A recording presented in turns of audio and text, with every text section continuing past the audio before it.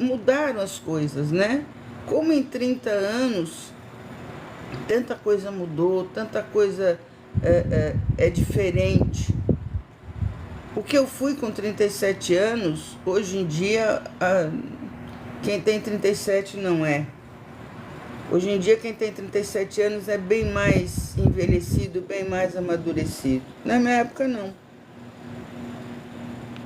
Na minha época, 37, você estava começando uma vida e tal.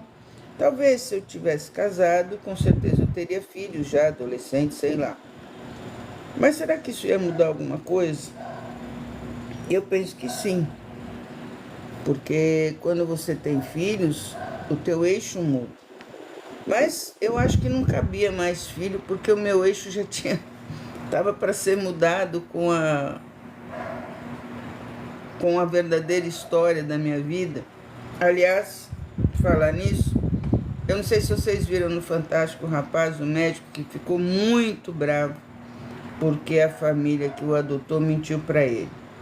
Gente, o sentimento dele de braveza, sabe, de ficar muito sentido com a mentira foi o mesmo que o meu.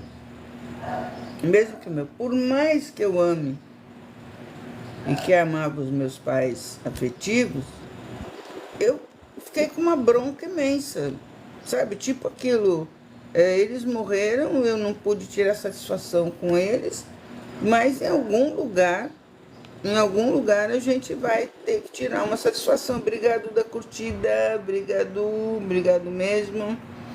E em algum lugar a gente vai ter que tirar satisfação, porque foi uma mentira, vocês viram.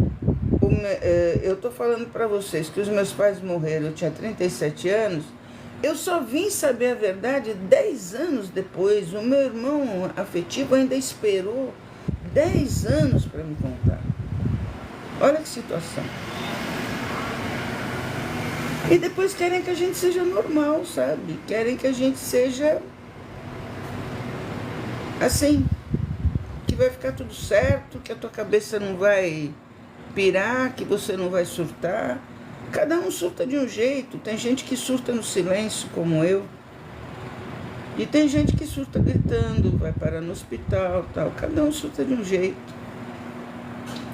Então eu estava lembrando disso hoje de manhã. Não sei se vocês já fizeram isso com a vida de vocês, de estar tentando, sem querer, vem uma retrospectiva, sabe como é que é? Na tua cabeça, você começa a pensar nas coisas que você já fez ou que você vai fazer. Então, assim, hoje eu deitada aqui no sofá, que como falei para vocês, já tinha acordado, já tinha feito o meu café, né? E aí, eu não sei como que a vida pode ter mudado tanto, né? Como que a nossa realidade pode ter tomado tantos rumos diferentes do que poderia ser. Eu tô achando que tem alguma coisa errada? Claro que tem. Eu não acendia. Agora...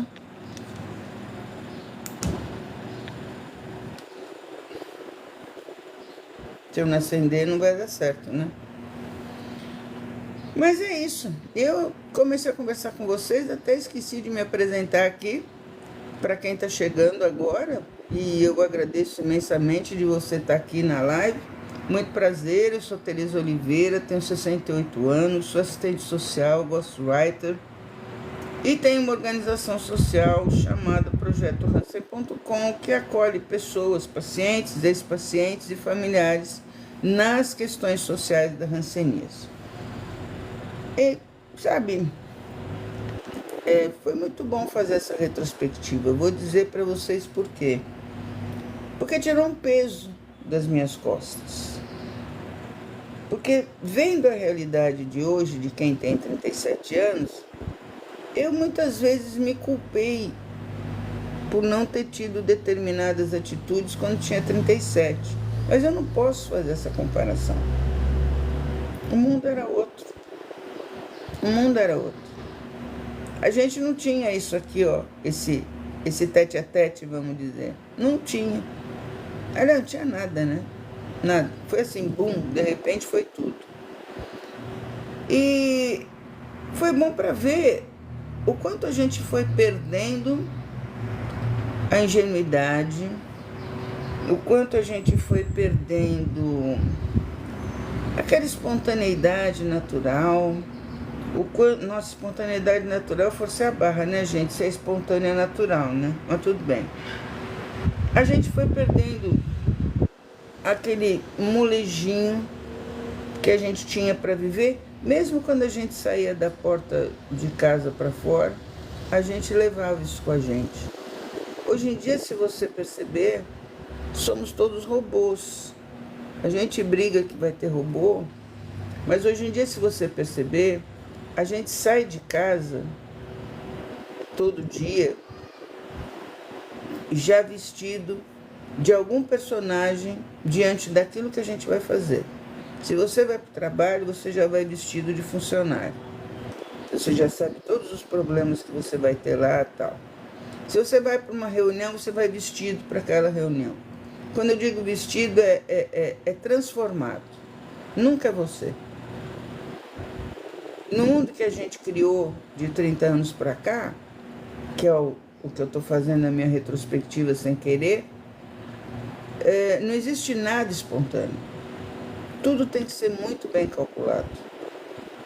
Não existe nada que você diga que seja do fundo do meu coração para você. Não. Acabou isso daí. Isso aí não existe mais. É bom? Não sei. É ruim também? Não sei te dizer. Só sei que mudou. E por pura falta de tempo, porque o sistema não dá tempo da gente pensar, por pura falta de tempo,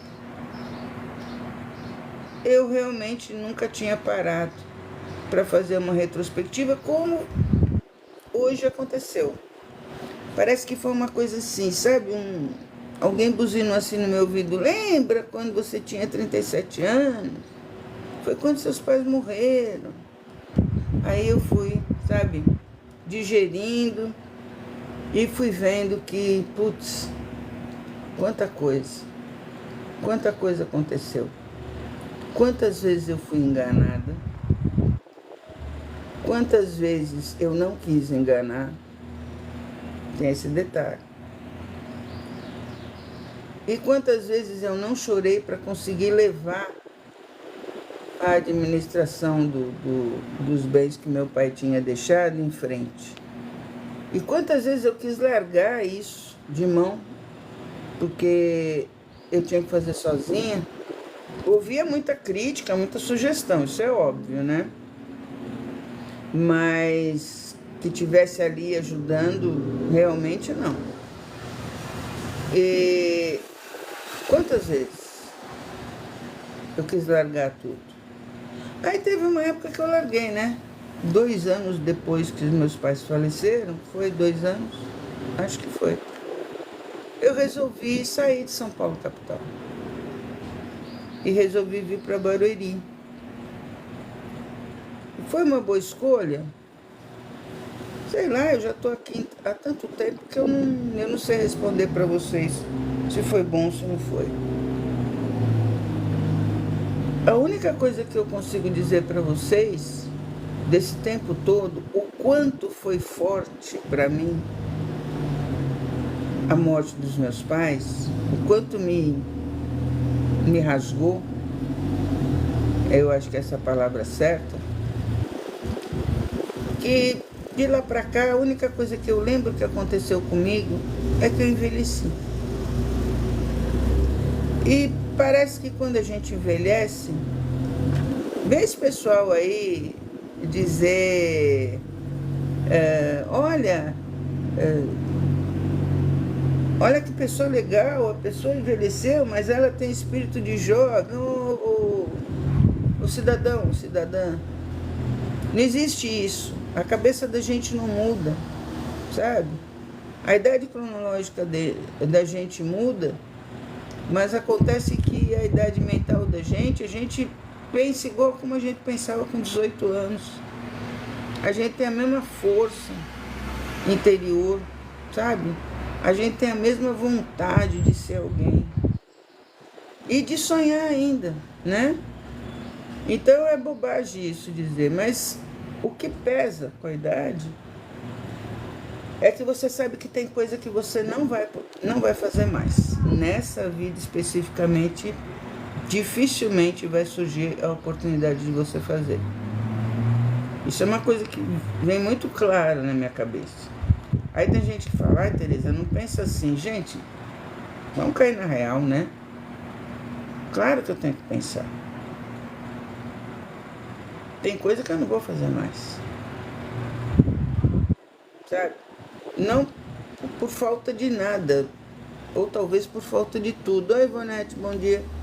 Ou talvez por falta de tudo. Mas tem coisa que eu não vou fazer mais. Infelizmente. E são coisas que talvez eu tenha lutado para conseguir. E vou chegar aqui no final, talvez não tenha conseguido da forma que eu gostaria. Uma das coisas, aproveitando que a Ivonete entrou, que eu gostaria que tivesse acontecido diferente, é a aprovação da indenização para os filhos dos pais que foram isolados compulsoriamente em colônias da Hanseníase, como eu, faço parte dessa história, que tivéssemos sido indenizados há muito mais tempo atrás, porque, enfim, a minha luta é de 20 e poucos anos, e de uma forma diferente, de uma forma mais rápida e de uma forma justa, ou perto da justiça, não sei se a gente chegaria a isso. E que só vai ser feito agora, né? Que ele assinou a lei, faz um ano que ele assinou a lei, agora tem que sair o decreto, saindo o decreto, os filhos vão poder mandar sua documentação para Brasília para poder ser avaliado e receber uma pensão. Isso é uma coisa que, do jeito que eu queria que acontecesse, provavelmente eu não vou estar viva para ver. E nem vai acontecer do jeito que eu me empenhei para conseguir. Porque no meio disso aí teve muito tropeço. Sempre tem, né? Sempre tem. Mas isso é uma coisa que fica muito clara quando a gente chega numa determinada idade. Fica, sabe, claro demais. Eu não sei o que eu poderia fazer se há 30 anos atrás, como eu estou dizendo para vocês, né, que é esse tempo que eu estou contando, se há 30 anos atrás eu ia fazer diferente do que eu fiz.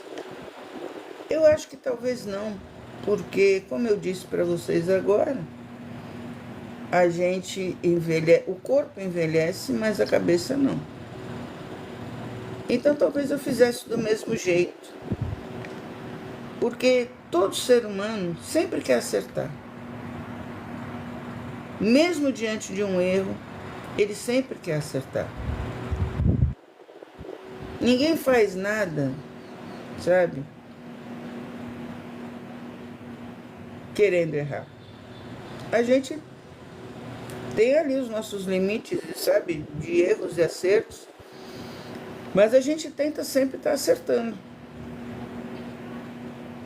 E está devolvendo para as pessoas que a gente tem contato, para as pessoas que a gente ama, devolvendo isso em benefícios, né? A gente quer a vida da gente de uma forma que realmente ela devolva benefícios. É assim que eu vejo. Mas nem sempre é possível. Nem sempre é possível. E nessa hora a gente tem que lidar com a frustração. Eu sou uma pessoa que, por incrível que pareça, sei lidar com frustração. Ou pelo menos aprendi a lidar com frustração. Eu aprendi a lidar com não assim, com uma facilidade imensa. E tem aquele ditado que a gente diz, o não a gente já tem, né? Que me ajuda muito nessa hora. Mas eu aprendi a lidar com a frustração. A luta pela busca da verdade na minha vida me fez lidar com a frustração todo dia. toda hora. Porque ninguém me contava nunca a verdade. A verdade só veio depois de 10 anos que os meus pais faleceram, como eu disse para vocês, e veio porque a situação já estava assim insustentável para quem tinha que me contar. Porque a pessoa estava sendo pressionada. Porque, gente, eu abati mesmo. Eu não queria saber de ninguém perto de mim. Eu já sou uma pessoa que gosta de ficar sozinha, né? Imagina tendo alguma coisa na minha cabeça, como é que não foi. Então só veio por isso. E o dia que veio, uma semana depois, eu sabia toda a minha história. Por quê? Porque eu ia investigar, eu sempre investiguei. Eu nasci uma pessoa com vontade de buscar. Porque eu lembro de ter 10 anos, quando eu pedi minha certidão de nascimento para o meu pai, por conta daquele processo de admissão que a gente tinha na escola. Não vou contar que processo é esse, né, gente? Tão jurássico, não vale a pena. E quando ele me deu a minha certidão de nascimento na mão, que na época era fotocópia, vinha ao contrário, ainda por luxo, ainda vinha ao contrário. Eu olhei lá que o dia que diziam que eu tinha nascido não era o dia que estava lá. A data de quando foi feita a certidão era um ano depois. Eu tinha 10 anos quando eu percebi isso. E eu corri atrás para saber. Então, desde os 10 anos de idade, eu tô com 68, são 78 anos correndo atrás de uma verdade que depois de 47 anos eu finalmente encontrei, mas que ainda tem muitos pontos para ligar e provavelmente eu não vou conseguir ligar agora, só se cair assim, sabe, de paraquedas para mim. Mas tem muito ponto que ficou faltando, tem muito fio desencapado, precisando ser consertado nessa história louca que é a minha vida por conta de ter sido filha de ex-paciente de hanseníase. Não sei lá. Aí quando eu falo assim, não, é porque eu sou filha de ex-paciente de hanseníase, a pessoa olha pra minha cara e ela acha que eu tô querendo, assim, já dizer que ela tá me discriminando. Não é isso. Quando eu explico porque não é todo mundo que conhece a história. E também não é todo mundo que abraça ouvir essa história, né? Tem gente que sabe, tem determinados assuntos que tem gente que não quer saber. Mas eu faço questão que saiba.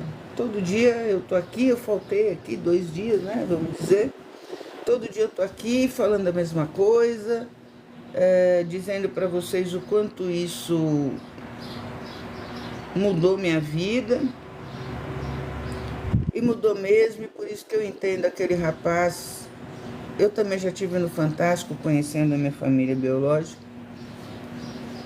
em 2010, e eu sei como é que é na hora que a gente conhece. Mas eu entendo a bronca dele, porque é a mesma minha. Eu mandei até no Instagram dele, dando uma força para a bronca dele. Porque você viveu uma mentira. Você não é você. Quem é você? Né? E você fica sabendo isso depois de muito tempo. E o que acontece? Você acaba não se reconhecendo nem de um lado nem de outro. Eu, por exemplo, nasci Maura Regina. Depois, com a adoção, como o governo não entregou a minha documentação, meu pai foi lá e fez uma certidão de nascimento para mim, Maria Tereza. A minha vida toda permeou por Maria Tereza. diploma, tudo. Conta em banco, RG, enfim. E aí eu descubro que eu tenho 2 certidões de nascimento, ambas válidas, né? E eu não acreditava nisso. Eu falei assim, não é possível que eu tenha 2 certidões. Mas eu liguei no cartório. E eu tenho, inclusive, a certidão. E aí tua cabeça pira. Não dá pra você ser a mesma pessoa. Pira antes, porque você sabe que tem alguma coisa que ninguém te conta. E se conta mentira. E você quer saber. Porque normalmente a pessoa que é adotada, me desculpe, tem um vazio no coração que não preenche com absolutamente nada. E um dia ela vai querer saber de onde ela veio, que é um direito. Direito de todo mundo. E é nesse dia que o eixo dela vai mudar. E é muito sério. Essa mudança de eixo é tipo você tirar a terra do lugar. Porque as consequências disso podem ser catastróficas para a vida da pessoa. Uma mentira. Imagina você viver com ela a vida inteira. Então, eu entendo o menino e acho, inclusive, que ele foi um cara que, sabe, eu fico pensando o quanto ele deve ter sido sozinho com essa história, porque eu fui com a minha, porque a gente fica. Porque fica todo mundo dizendo assim pra você, não se preocupa com isso. Se eles te adotaram porque eles queriam você, porque eles te amam. A gente sabe isso daí. O problema não é esse. O problema é você conviver com este amor que mente. Não sei se dá para vocês entenderem o que eu estou falando. A gente sabe que é amor, mas é um amor diferente, porque é um amor que mente. É um amor que tirou o teu direito de saber a tua verdade, desde sempre. É um amor que decidiu que nunca ia te contar. Como foi meu caso e era o caso dele também. Que nunca ia te contar. E morreram sem contar, os meus pais morreram sem contar.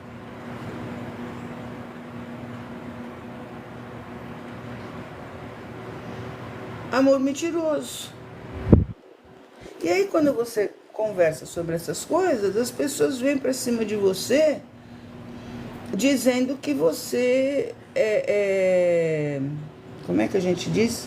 Dizendo que você é uma pessoa que não sabe retribuir a oportunidade que a vida te deu. Gente, ingrato.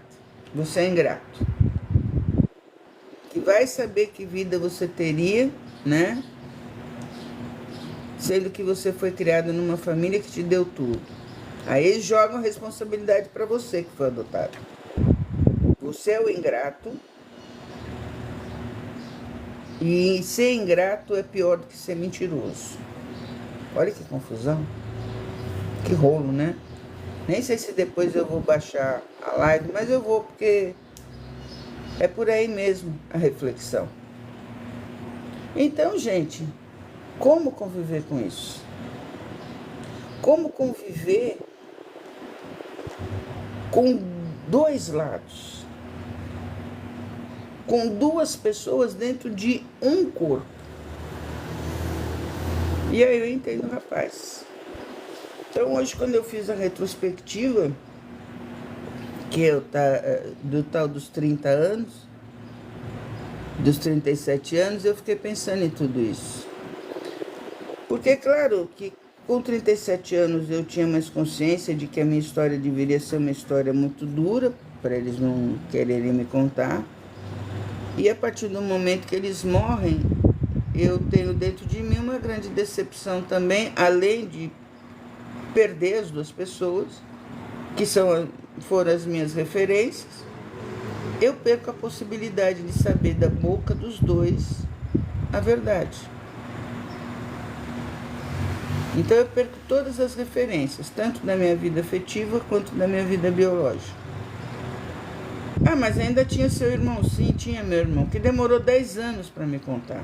E foi categórico, disse para mim: eu não deveria ter te contado, porque eu prometi para o papai e para a mamãe que nunca eu iria contar, e eu contei e eu me arrependo.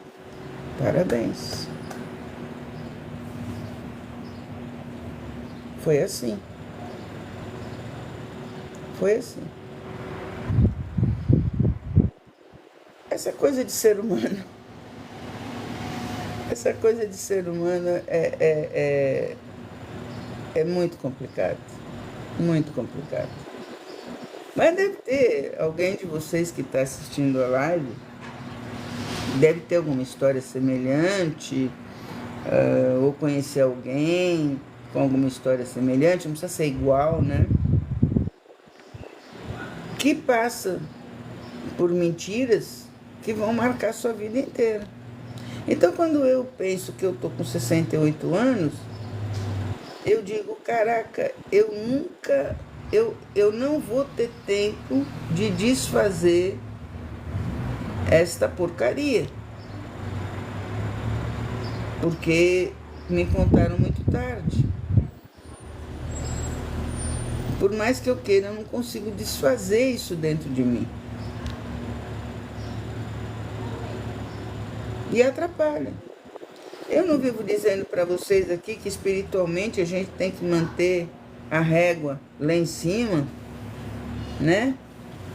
Para que a gente consiga ajudar o planeta, ajudar o universo a nos ajudar, bem da verdade é isso, que a gente tem que manter uma frequência. Então vocês calculem o esforço que eu faço para essa sequência, para essa frequência, desculpa, tá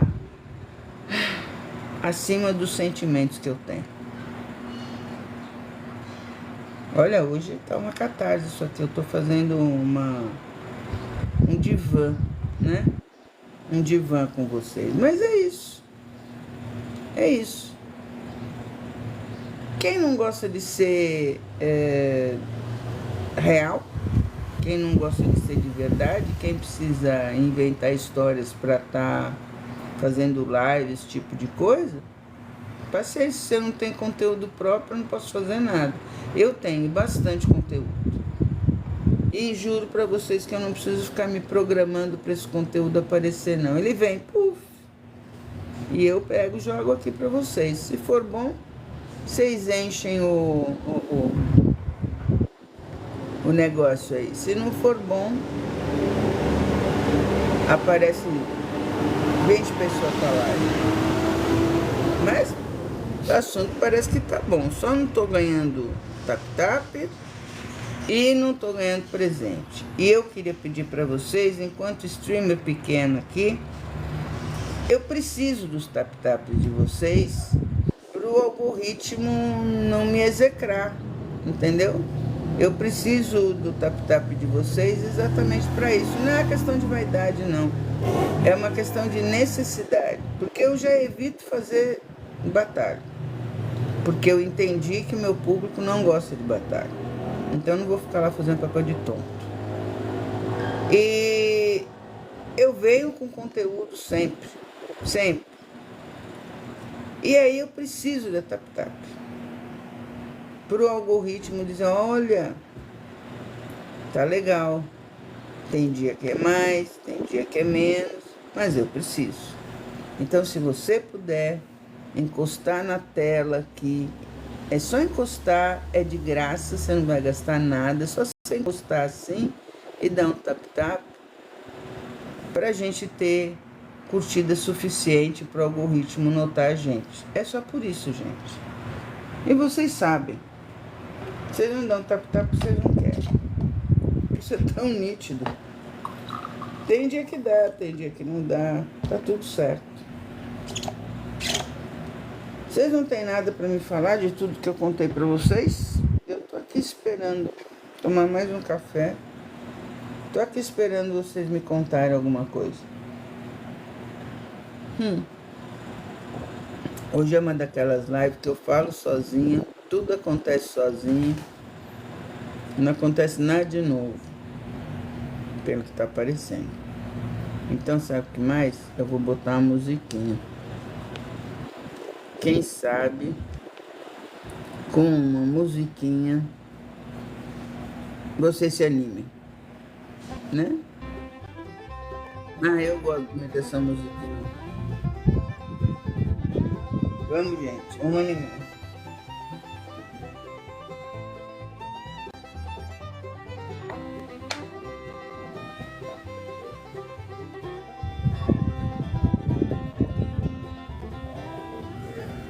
A musiquinha é o tempo para vocês me dizerem alguma coisa que é o que querem falar, né? Tem dia que não sai nada, não.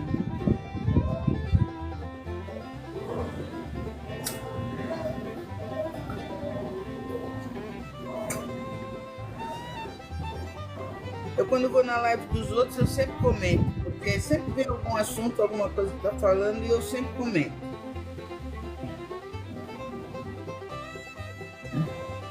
E hoje a gente está com um monte de gente nova aqui, eu estou amando isso. Estamos com várias pessoas novas.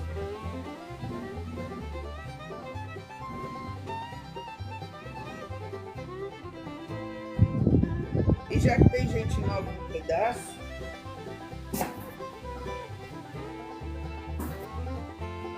vai lá na Amazon e compra meu livro, Caminho de Volta. Aí você vai entender a história que eu estava contando aqui para vocês, tá? Dá essa força pra gente.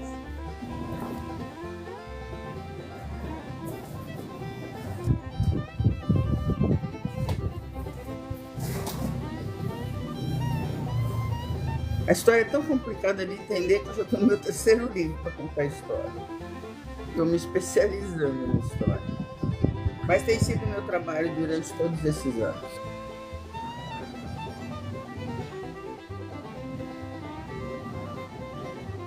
Eu estou dando esse tempo para vocês entrarem, para vocês convidarem seus amigos para virem para a live, para compartilharem a live. E aí depois a gente fala de Hansen para completar nossa live de hoje. Se vocês quiserem, claro.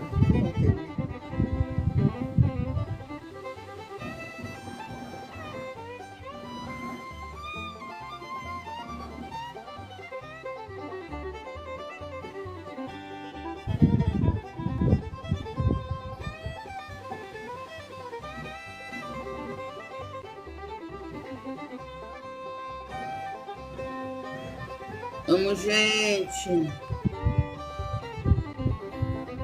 Vamos lá, olá.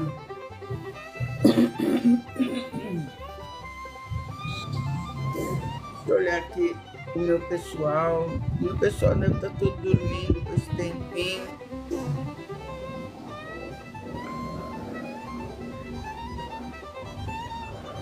É, tá todo mundo dormindo.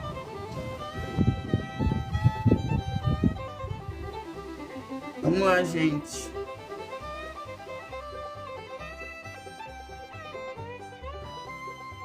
Eu também não compartilhei que eu tô fazendo live, né?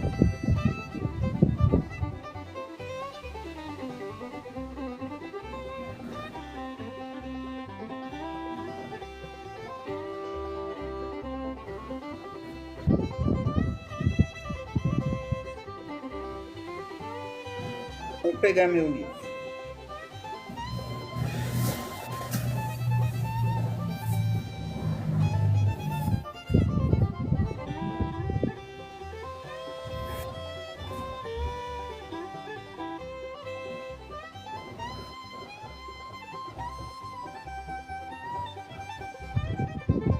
Tá na Amazon, pessoal. Dá essa força. Vocês vão estar ajudando o projeto Hansen.com com toda certeza. Agora eu quero fazer a segunda edição dele, mas eu quero fazer a segunda edição desvinculada da Amazon. Então, para eu fazer a segunda edição, eu preciso da ajuda de vocês. Quem puder, quem quiser ser parceiro, quem quiser ajudar no patrocínio, é só ir lá no inbox e me avisar que eu passo o PX, tá bom? Qualquer valor eu agradeço. Já já eu vou abrir e a gente vai conversar sobre ele.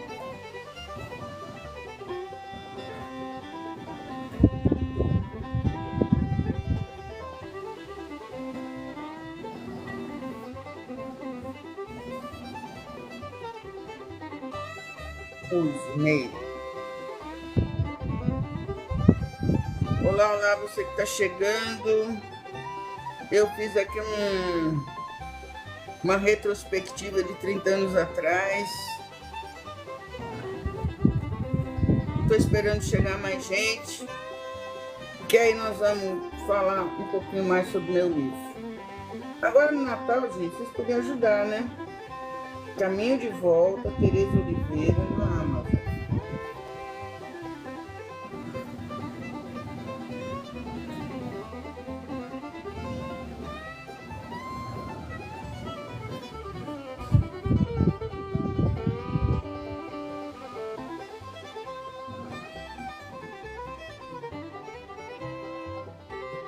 Agradeço imensamente você que está aí.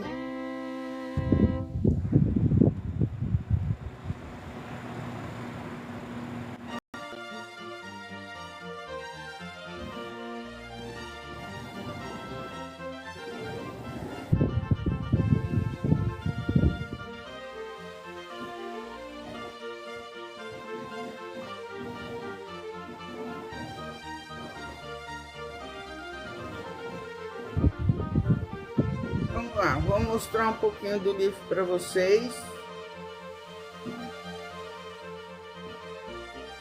O início dele, quem sabe vocês se interessam. Quem sabe não, tenho certeza que vocês vão se interessar. Eu gostei muito do que eu escrevi, sabe? Não é falta de modéstia, não. É que, para contar essa história, eu já tinha escrito um antes. Vou mostrar para vocês.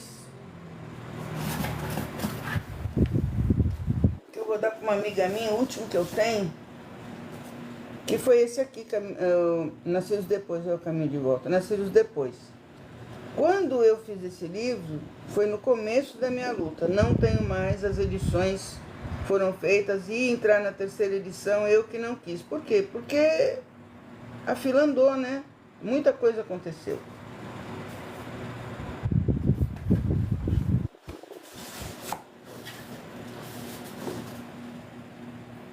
Vamos lá.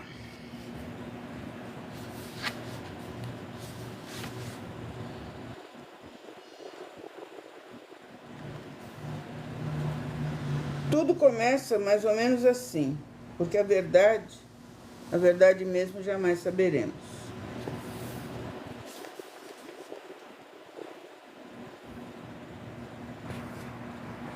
Desde sempre, a humanidade tem o péssimo costume de segregar aqueles a quem oprime, seja por doenças, pobreza, etnia, religião, opção sexual e por aí vai. Por mais que existam guerreiros para todas essas lutas, sempre existem vítimas e o mundo não consegue se converter ao amor e à compaixão. Assim foi com a hanseníase, The Leprosy. Não se surpreenda com a história do crescimento de São Paulo no início do século XX e as prováveis comparações que podem ser feitas para outros estados na atualidade. Não se surpreenda se conseguir colocar a hanseníase como pano de fundo em todas estas épocas e perceber que as políticas públicas não se utilizam das referências históricas para compor seus planejamentos e, portanto, tendem a não dar conta de seus projetos. É bem isso, gente, é bem isso. Pesquisando a história para que pudesse justificar o meu passado e o meu presente, cheguei à década de 1920, onde havia um grande desenvolvimento na região de Araraquara, Alta Araraquarês, onde, coincidentemente ou não, se origina a minha família biológica paterna. Pois é. Da mata natural, se inicia um processo de desenvolvimento, onde a floresta começa a perder espaço para o progresso. E isso me fez lembrar do Mato Grosso e do Tocantins atualmente, porque foi óbvia a transferência da situação. Participei, e foi o caso, eu participei mesmo de um projeto há 2 anos atrás, com a Organização Pan-Americana de Saúde, e estive no Tocantins, na cidade de Gurupi, fazendo treinamento para agentes de saúde comunitários e orientações a familiares de pacientes de hanseníase na policlínica local. A verdade é uma só. O ecossistema responde imediatamente às ações positivas e negativas. Devastar matas, contando apenas com planejamento de negócios, é como asfaltar em Gurupi. Os casos de hanseníase não assustam ninguém, porque são tantos casos que a população está acostumada a conviver com esta realidade. E gente, eu acho que o desenvolvimento da região de São Paulo, por conta do café, e foi um desenvolvimento que saiu dos grandes centros para o interior, isso levou a hanseníase junto. E o que aconteceu? Muita gente começou a ficar doente. E quando eu digo muita gente, é muita gente mesmo. E não tinha tratamento.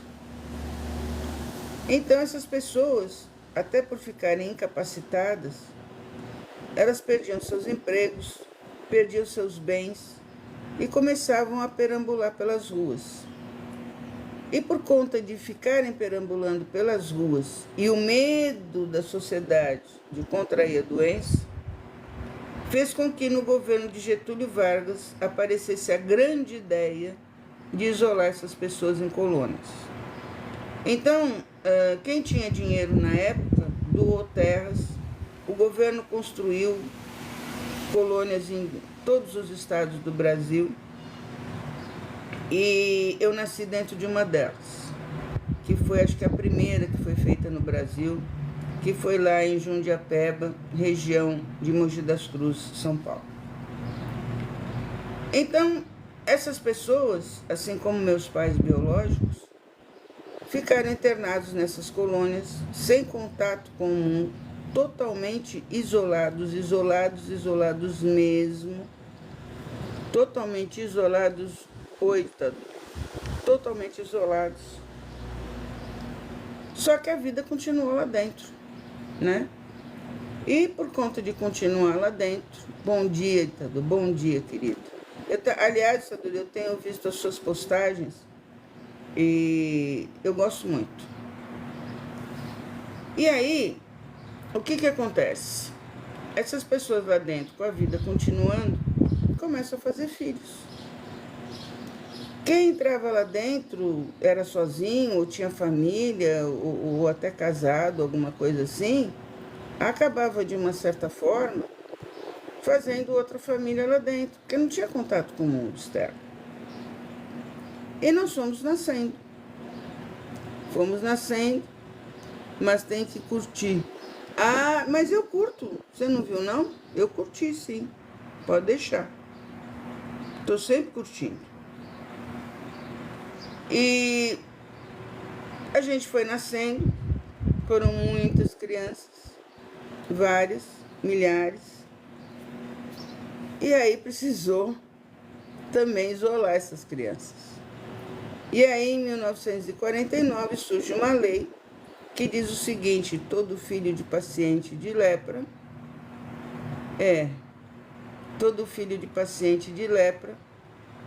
tem que ser isolado compulsoriamente também. Então, todos nós fomos para onde? Para orfanatos preventórios. Se ninguém estava preparado para cuidar de pacientes de hanseníase nas colônias, vocês imaginem se tinha gente preparada para cuidar de criança, que é de recém-nascido, que você nascia, como foi o meu caso, e já era mandado embora. A mãe não via a gente. E aí ficou assim.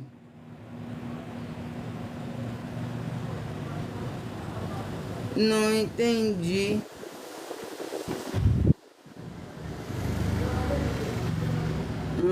Mas eu não te entendi aqui, ditador. Explica melhor o que você quer dizer para mim. E isso aconteceu. Só que, da forma como aconteceu, no momento que aconteceu, eu estava conversando com vocês no início aqui, dizendo para vocês que há 30 anos atrás tudo era muito diferente. Ah, você quer que eu leia? Mas eu li. Você escreveu assim: hoje a população está diminuindo. Muitos LGBTs, pais e mães de pets e homens infiéis ou infiéis, que você quer dizer, acho que é infiéis. Mas eu queria que você me desse o arcabouço disso, entendeu? Por que você está dizendo isso? É isso que eu quero que você coloque. Infiéis, me desculpa, eu não conheço essa palavra. Nossa, eu não conheço mesmo, por isso que eu falei infiéis, porque você sempre coloca muitas coisas de religião. Mas explica para mim. Então foi isso que aconteceu. Ah, tá.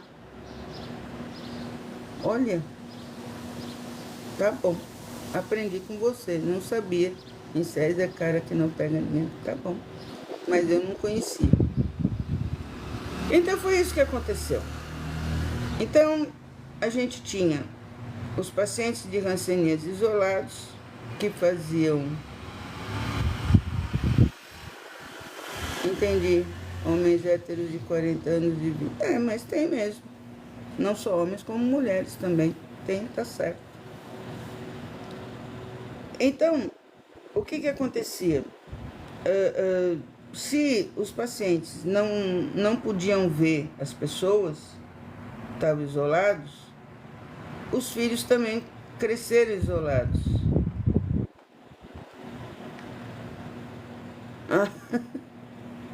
Eu não sei onde você está.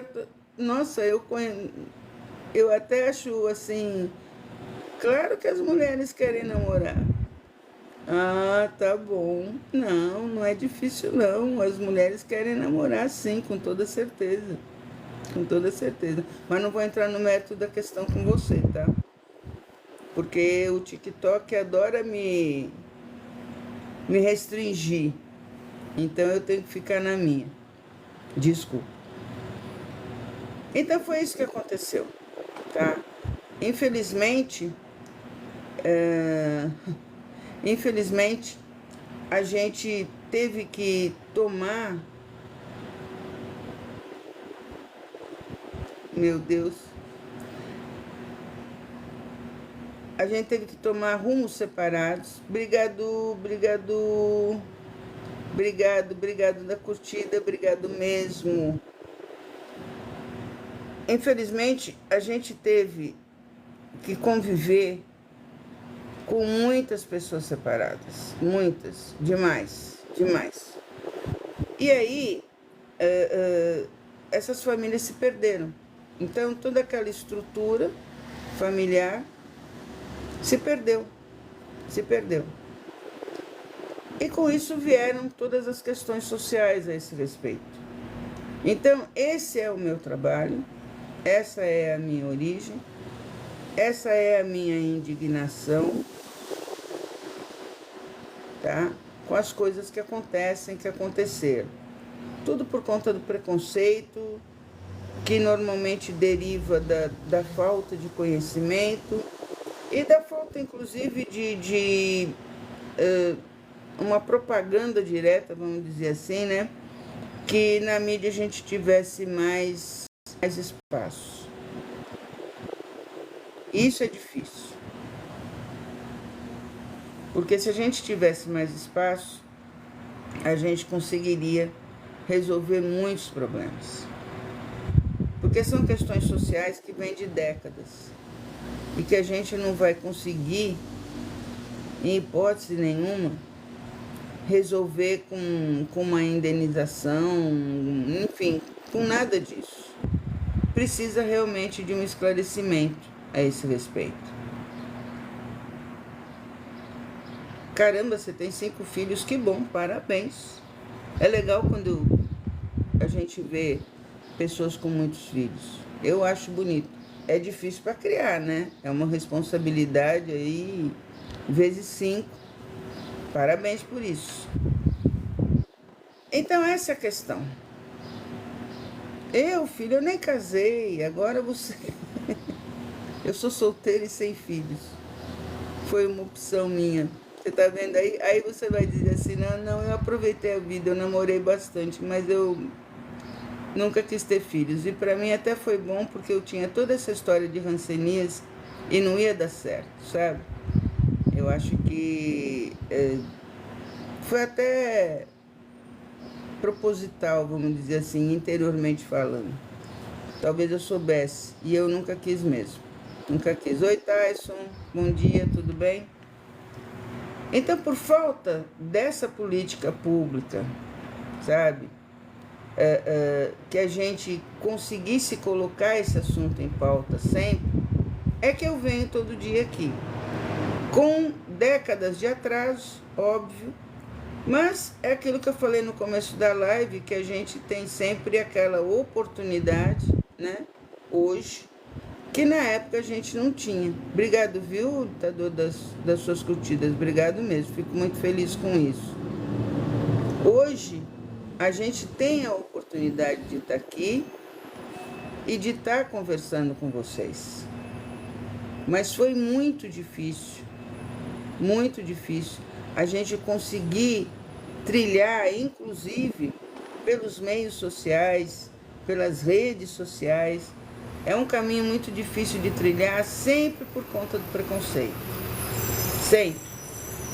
E a gente tem que tomar muito cuidado quando a gente coloca essas questões, porque elas não dependem só politicamente, né? A gente tem o costume sempre de jogar para cima dos governos, seja ele qual for. A gente tem sempre a mania de jogar para cima do governo, que não fez isso, não fez aquilo. A gente sabe. Mas aqui entra todo mundo, ditador. Entra petista, entra você que é de direita, entra todo mundo. Aqui todo mundo tem voz comigo, tá? Eu jamais vou... Claro que se, por exemplo, entrar uma pessoa que vai xingar, independente do que for, eu vou cortar na hora. Porque eu não quero que a gente falte com respeito com a audiência da gente. Mas fora isso, fiquem à vontade, tá? A gente está aqui e tem que estar aberto para todo mundo. Desde que não tenha esse problema que eu estou te falando. Então a gente tem essa mania de ficar jogando nas costas de todo mundo. Porém, o que acontece? Se a sociedade não sabe sobre o assunto, como é o caso das questões da rancenia, a sociedade não reage aos problemas. E se a sociedade não reage, fica confortável esquecer, principalmente. Então, eu quando decidi começar a fazer live, principalmente aqui no TikTok, foi exatamente para isso, para divulgar essa história que aconteceu no Brasil e pedir para você, enquanto sociedade, que divulgue isso, que conheça isso, que me pergunte, sabe, que esteja sempre levando esse assunto para frente, porque eu acho que é a forma mais correta de se trabalhar. Eu não recebo verba pública exatamente por conta disso. Porque eu acho que se eu sou uma... Nossa, esse meu pensamento parece meio ridículo, mas é como eu penso. Se eu sou uma organização social, é a sociedade que está junto comigo. Se eu conseguir que a sociedade esteja junto comigo, beleza. Se eu não conseguir que a sociedade esteja junto comigo, eu vou ter que mudar a minha estratégia. É a minha estratégia que está errada. Eu vou ter que mudar. E é isso que eu faço diariamente aqui. Porque se eu sou uma organização social, é você que, se quiser, vai apoiar, tanto financeiramente como moralmente. Quando eu digo moralmente, vai divulgar, vai estar junto, entendeu? E financeiramente, se achar interessante ser parceiro, vai me procurar e a gente vai conseguir conversar. Porque pelo preconceito é muito difícil a gente conseguir parceria com empresas. Porque eles não querem aliar o nome deles à hanseníase, o que já é um preconceito. Então não é uma tarefa fácil, mas é o que eu tenho que fazer e é o que eu faço todo dia aqui. E aí eu queria, deixar para vocês uma mensagem muito clara sobre isso, para encerrar nossa live de hoje. Eu não tenho vergonha da minha história, muito pelo contrário, eu tenho orgulho de fazer parte dessa história, porque é uma história imensa, é uma história grande. Então eu não posso ter vergonha dela, eu me orgulho dela. Mas, já que eu me orgulho dela, eu tenho que estar aqui disponível para ela. E é assim que a minha vida toca. Disponível para as questões da hanseníase 48 horas do dia. Não é 24 não, 48 horas do dia. Dessa forma, eu me sinto cumprindo a missão que eu acredito que tenho. E vou sempre contar com vocês. Queridos, bom domingo, Deus abençoe vocês. Estejam sempre aqui. Aqui é o espaço aberto para todos e a gente tem que se unir realmente. A gente tem que se unir por tudo na vida. Inclusive por diferenças de pensamentos, porque cada um tem a sua história, cada um tem as suas verdades. E a gente pode tranquilamente conversar e se entender sobre todas elas. Então, pessoal, fiquem com Deus.